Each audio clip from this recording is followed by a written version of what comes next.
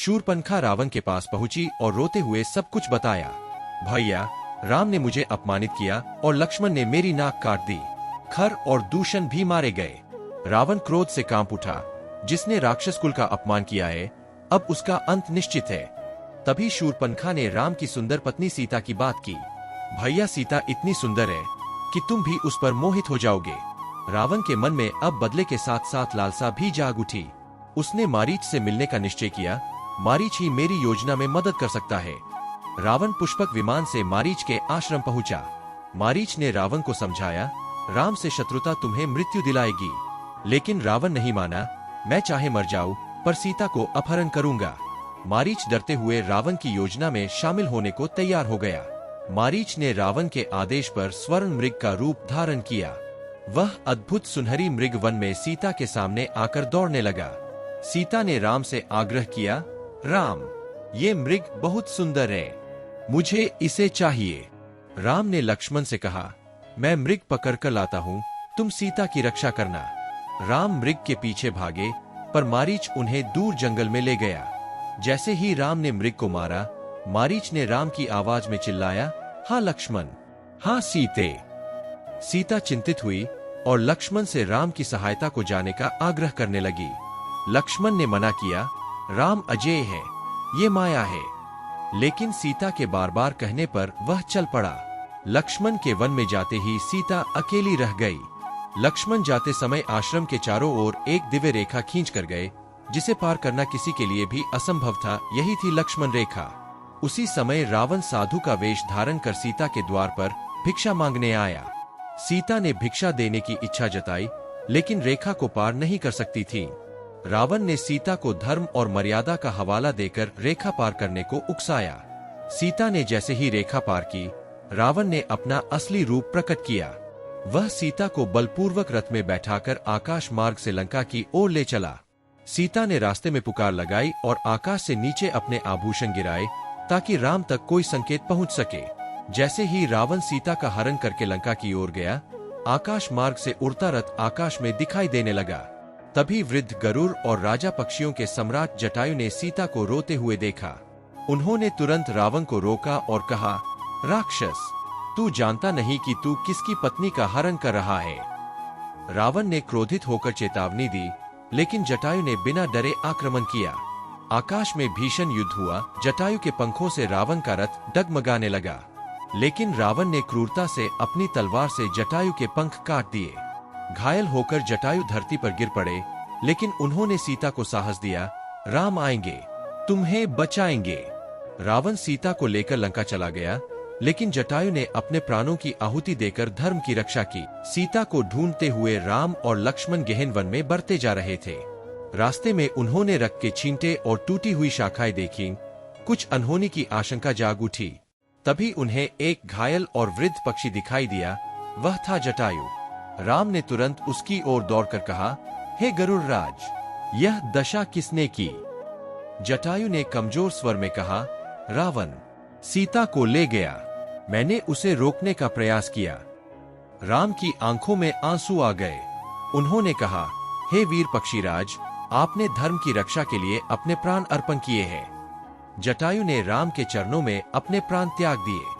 राम ने उन्हें गले लगाया और पूरी श्रद्धा से अग्नि संस्कार किया, जैसे कोई पुत्र अपने पिता का करता है। यह दृश्य संपूर्ण जंगल को स्तब्ध कर गया। अब राम और लक्ष्मण ने सीता की खोज का संकल्प और दृढ़ कर लिया।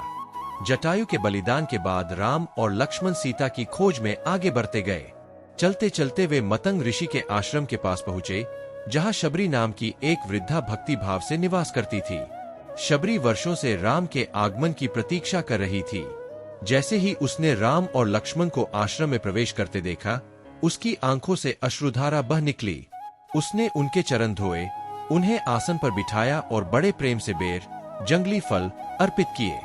हर बेर को पहले चखकर देखती कि कहीं खट्टा या खराब तो नहीं, फिर प्रेम पूर्वक राम को देती। लक्ष्मण यह देखकर आश्चर्यचकित हुए, लेकिन राम ने मुस्कुराते हुए कहा, इन बेरों में प्रेम और भक्ति है, जो राजभोग में भी नहीं मिलता। शबरी ने बताया कि उन्हें आगे ऋष्यमुख पर्वत पर हनुमान और सुग्रीव से मिलना चाहिए, वही उनकी सहायता करेंगे। राम ने शबरी को आशीर्वाद दिया और वहां से ऋष्यमुख पर्वत की ओर प्रस्थान किया। शबरी की आज्ञा के अनुसार राम और लक्ष्मण आगे बढ़ते हुए ऋष्यमुख पर्वत पहुंचे। उधर हनुमान, जो सुग्रीव के प्रमुख सेवक थे, ने दो तेजस्वी राजपुरुषों को आते देखा। संदेह दूर करने के लिए हनुमान ब्राह्मण का रूप धारण कर उनके पास पहुंचे। उन्होंने विनम्र भाव से पूछा, हे वीरों, आप कौन हैं? वन में आपका आगमन किस हेतु से हुआ है? राम मुस्कराए और बोले, हम अयोध्या के वनवासी राम और लक्ष्मण हैं। अपनी पत्नी सीता की खोज में हैं।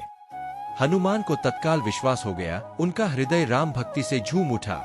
उन्होंने तुरंत ब्राह्मण वेश त्यागा, अपने असली रूप में आए और हाथ जोड़कर कहा, प्रभु, मैंने आपको पहचान लिया है।